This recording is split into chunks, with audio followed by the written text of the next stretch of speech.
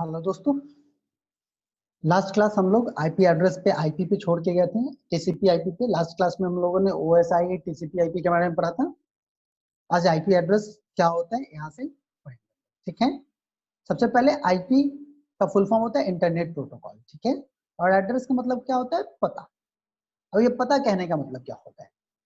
जब इंटरनेट वगैरह को छोड़िए, इससे पहले के जमाने में चलते हैं। जब पहले के जमाने जब चिट्ठी पत्री चलती थी, ठीक है, तो अगर हमको किसी को चिट्ठी भेजना है ना, हमने कोई चिट्ठी लिखा, हमको वो चिट्ठी, ए ने कोई चिट्ठी लिखा, वो चिट्ठी बी को भेजना है, तो वो क्या करता था? ये सिर्फ चिट्ठी लिख करके लिफाफे में बंद करके और कबूतर को दे देता था। कबूतर कहाँ तक पहुंचा देता था? बी तक। ऐसा होता था? ऐसा फिल्मों में ही होता है। ठीक है, अगर आप रियल लाइफ की बात करें तो रियल लाइफ में ऐसा हम लोग नहीं करते। रियल लाइफ में क्या होता? रियल लाइफ में हम लोग को चिट्ठी लिखना होता था। चिट्ठी के ऊपर क्या लिखना होता था? एड्रेस लिखना होता है। चिट्ठी के ऊपर क्या लिखना होता है? एड्रेस। कि चिट्ठी किसको जाएगा, तो हम लोग बी का एड्रेस लिखेंगे, फिर पोस्ट ऑफिस वाले को देंगे, वो पोस्ट ऑफिस वाला क्या करेगा? उस एड्रेस पे उस चिट्ठी को पहुंचा देगा। ये होगा। अब हमको ये बताइए कि वो जो एड्रेस होता था वो यूनिक होता था या सबका एक ही होता था? एक मोहल्ले में अगर 500 लोग हैं तो 500 लोगों का एड्रेस एक ही होगा या अलग अलग होगा? तो अलग अलग होगा। जब सबका अलग अलग एड्रेस होगा तभी सबकी अलग अलग चिट्ठियां उसके पास आएंगे, नहीं तो मालूम चलेगा किसी का चिट्ठी किसी के पास चला गया। ऐसा नहीं होना चाहिए। तो ये जो यूनिकनेस है पहले जमाने से चलता आ रहा है। ठीक है, अब हम बात करते हैं कंप्यूटर सिस्टम की। जब हम लोग कंप्यूटर सिस्टम की बात करेंगे तो जब भी कोई कंप्यूटर सिस्टम मैन्युफैक्चर होता है, कंप्यूटर सिस्टम मैन्युफैक्चरिंग कंपनी जो है उसको मैन्युफैक्चर करते वक्त उसमें एक फिजिकल एड्रेस मैप करके देता है, जिसको बोलते हैं हम लोग मैक एड्रेस। क्या बोलते हैं उसको हम लोग? MAC address. तो किसी भी कंप्यूटर सिस्टम या को लैपटॉप हो या डेस्कटॉप हो, कहीं भी बना हो, किसी भी देश में बना हो, उसमें एक फिजिकल एड्रेस होता है जो कंपनी उसको उसके मैन्युफैक्चरिंग के समय ही उसमें डालती है। उसका नाम होता है MAC address, media access control. और ये यूनिकली आइडेंटिफाइड होता है पूरे के पूरे वर्ल्ड में किसी एक सिस्टम का। ठीक है, किसी एक सिस्टम को हम उसके मैक एड्रेस से यूनिकली आइडेंटिफाई कर सकते हैं। ठीक है, उसी तरीके से उस मैक एड्रेस के बाद अगर हम एक लॉजिकल एड्रेस की बात करें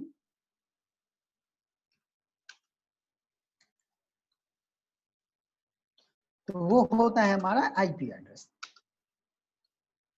कहने का मेरा मतलब ये है कि इतने लोग जो पूरे दुनिया में इंटरनेट को यूज कर रहे हैं वो अपना कंप्यूटर सिस्टम या फिर वो अपना मोबाइल लेकर के जुड़ते हैं, इंटरनेट से जुड़ते हैं, तो हम चीजें एक दूसरे को भेजते हैं। तो जब हम लोग डॉक्यूमेंट एक दूसरे को भेजते हैं तो हर एक कंप्यूटर सिस्टम या हर एक मोबाइल डिवाइस यूनिकली एड्रेस होना चाहिए उसके पास। अगर उसके पास वो यूनिक एड्रेस नहीं होगा तो चीजें उसके पास नहीं पहुंचेंगी। तो आईपी एड्रेस का डेफिनेशन यही है, an internet protocol address is a numerical label assigned to each device connected to a computer network।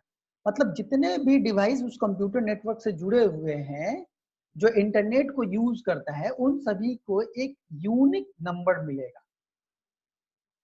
ठीक है, काहे के लिए मिलेगा? ताकि वो एक दूसरे से कम्युनिकेशन कर सके, बात कर सके। ठीक है, अब ये कहता है कि जो आईपी एड्रेस है वो दो फंक्शन मेनली काम करता है। पहला होस्ट और नेटवर्क इंटरफेस आइडेंटिफिकेशन, पता करना कि कौन होस्ट है उसको पहचानना, और दूसरा लोकेटिंग एड्रेसिंग, और दूसरा उसको एड्रेस करना कि उस होस्ट के अंदर में कौन सा क्लाइंट है जिस तक ये एड्रेस पहुंचना है। आईपी एड्रेस के वर्जन है, ठीक है, दो वर्जन है, IPv4 और IPv6। जो IPv4 है उसमें 32 बिट नंबर होता है। ठीक है, और IPv6 में जो है वो 128 बिट नंबर होता है। अब ये 132 बिट और 128 बिट कहने का क्या मतलब है, हम जस्ट समझा रहे हैं, आप घबराइए मत, ठीक है। सबसे पहले ये समझ लीजिए कि IPv4 खत्म होने लगा है तब जाके IPv6 हम लोग यूज करना शुरू कर। IPv4 क्यों खत्म होने लगा है? आज के टाइम में हम लोग देखते हैं एक आदमी के पास 5 लैपटॉप है, 5 मोबाइल है। जब भी वो 5 लैपटॉप और 5 मोबाइल से इंटरनेट को असाइन करेगा तो सबको एक यूनिक एड्रेस चाहिए होगा। इस क्रम में वो जो है ना एड्रेसिंग स्कीम में जो नंबर एड्रेसिंग है वो क्या हो रही है, कम होते जा रही है, इसलिए IPv6 का यूज करना। ये IPv4 एड्रेस जो है ना वो ऐसे कुछ होता है, देखिए 0 से लेकर के 255 डॉट 0 से लेके 255 डॉट 0 से लेके 255 डॉट 0 से लेके 255। अब ये 0 से लेके 255 का एक एग्जांपल दे रहे हैं 172.5.2.8। ये क्या है समझिए, हम कह रहे हैं जो पहला ऑक्टेट है ये, इसमें नंबर 0 से लेकर के कहां तक जाएगा, 255 तक। इसी तरीके से जो दूसरा ऑक्टेट है इसमें 0 से लेकर 255, तीसरा ऑक्टेट में 0 से लेकर 255, चौथा ऑक्टेट में 0 से लेकर 255।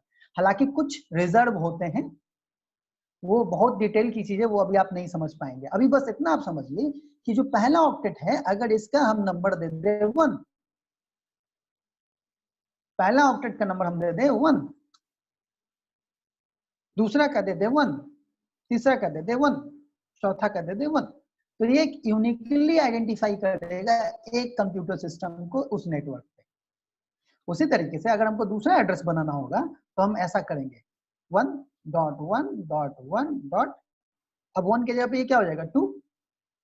उसी तरीके से नेक्स्ट क्या होगा, तीसरा क्या होगा 1.1.1.3। यानी कि ये जो आप देख रहे हैं 0 से लेके जो 255 हम बोले हैं, ये कितने तक सेट हो जाएगा, 255 तक। जब ये 255 तक सेट हो जाएगा तो अगले बार ये बढ़ के कितना हो जाएगा 2, और जब ये 2 होगा तो ये फिर कितना हो जाएगा 255। उसी तरीके से जब ये 255 सेट हो जाएगा तो ये कितने में कन्वर्ट हो जाएगा 2, फिर ये 255 आ रही है बात समझ में। तो पूरे दुनिया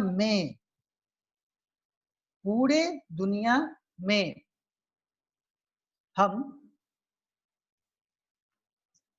हम 2 to power 32 8 16 24 32, यानी कि अगर हम बात करें पूरे दुनिया में कितने आईपी एड्रेसेस असाइन किए जा सकते हैं, तो 2 to the power 32। ये डेटा अगर आप निकालेंगे तो ये आएगा अरबों में, 4 अरब 29 crore 49 lakh and so on, ये आप निकालते रहिए, ठीक है। 2 to the power 32 कीजिए, उतना यूनिकली एड्रेस हम लोग क्या कर सकते हैं, दे सकते हैं, जो कि दुनिया की आबादी के लमसम है। आ रही है बात समझ में, आईपी एड्रेस कैसे काम करता है समझ में आया। अगर यही 6 बिट का हो जाएगा, अगर ये IPv6 हो जाएगा तो इसमें 128 बिट हो जाएगा। ये तो 32 बिट आपको दिख रहा है, इस तरीके का 128 बिट, तो आप समझ सकते हैं 2 to the power 128 कीजिए कितना यूनिक एड्रेस असाइन किया जा सकता है। आई होप सो आपको ये क्लियर समझ में आ गया होगा, ठीक है।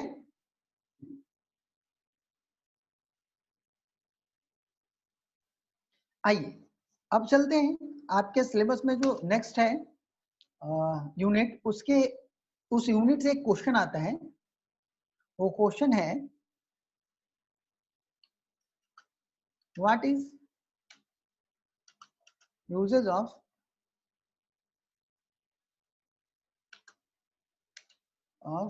IT in our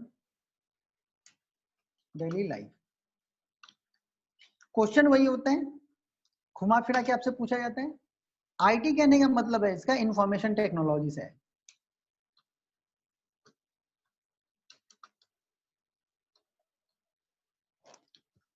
information technology क्या होता है, क्वेश्चन घुमा फिरा के पूछेगा कि IT का हमारे जनरल लाइफ पे क्या इम्पैक्ट पड़ता है, इसके क्या बेनिफिट्स हैं, क्या बेनिफिट्स नहीं है, ठीक है। क्वेश्चन आपको वही IT से ही पूछेगा, इंफॉर्मेशन टेक्नोलॉजी। तो आप एक चीज बस जान लीजिए, इंफॉर्मेशन टेक्नोलॉजी हर एक उस सेक्टर को हम लोग बोल सकते हैं जहां कंप्यूटर सिस्टम यूज होता है। अब आप हमको बताइए कि कंप्यूटर सिस्टम कहाँ यूज होता है और कहाँ यूज नहीं होता।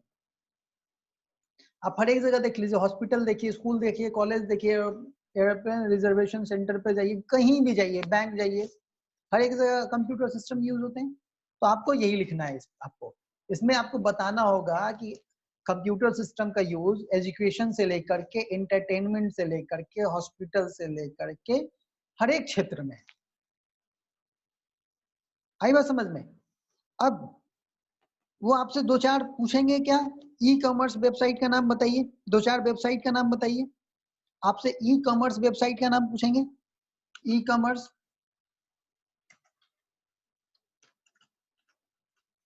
तो ई मतलब हो गया इलेक्ट्रॉनिक कॉमर्स। तो आप फ्लिपकार्ट का नाम सुने, अमेजन का नाम सुने, एंड स्नैपडील का नाम सुने, बहुत सारे ऐसे वेबसाइट भरे पड़े हैं, उनके बारे में लिखना होगा, आपको बताना होगा। ये आप हमसे ज्यादा बेहतर तरीके से जानते हैं। लेकिन एक क्वेश्चन आपसे ये पूछा जा सकता है कि ये जो इंफॉर्मेशन टेक्नोलॉजी है हमारे सोसाइटी पे, इसके क्या दुष्परिणाम है? ठीक है, क्या बैड इफेक्ट पड़ा है हमारे सोसाइटी पे इस आईटी का, इंफॉर्मेशन टेक्नोलॉजी का? तो देखिए, इंफॉर्मेशन टेक्नोलॉजी तो बेनिफिशियल है। बेनिफिशियल कैसे है? आप अभी जो पढ़ाई कर रहे हैं इंफॉर्मेशन टेक्नोलॉजी की मदद से ही कर रहे थे, ऑनलाइन पढ़ाई। आप यहाँ सिटी में पढ़ सकते हैं, ऑक्सफोर्ड में पढ़ सकते हैं। आई बात समझ में? कुछ कहीं से भी आप इंफॉर्मेशन गेनिंग कर सकते हैं। लेकिन क्या सिर्फ इंफॉर्मेशन अच्छी ही चीजों की है? क्या वो बुरी चीजों की इंफॉर्मेशन नहीं है? बुरे इंफॉर्मेशन भी है।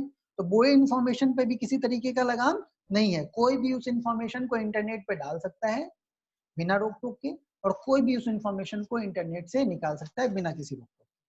अगर आप उस पर सर्च करेंगे how to make an atom bomb, तो वो भी आपको मिल जाएगा।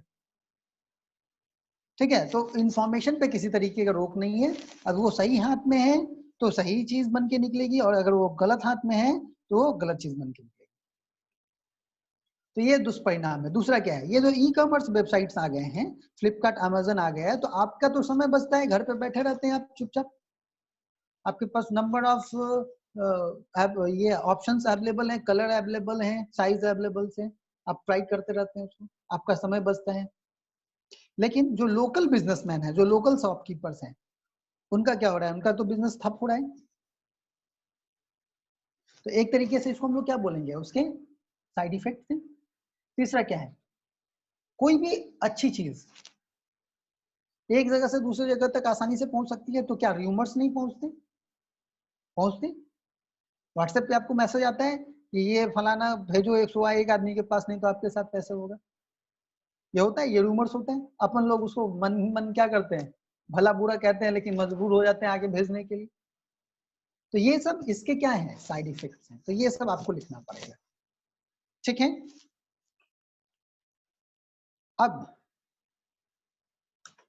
दो तीन चीज और है, जैसे अपना सोशल रिस्पॉन्सिबिलिटी क्या है।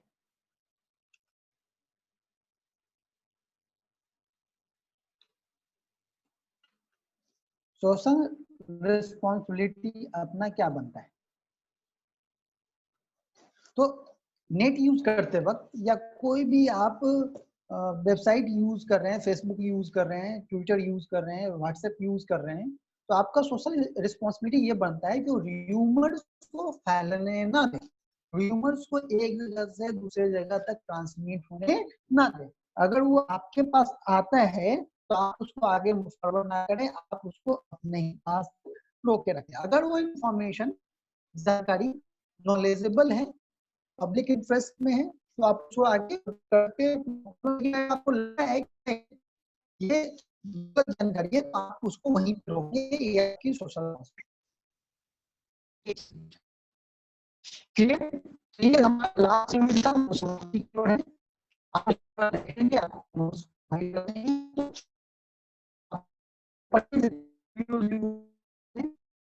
फिर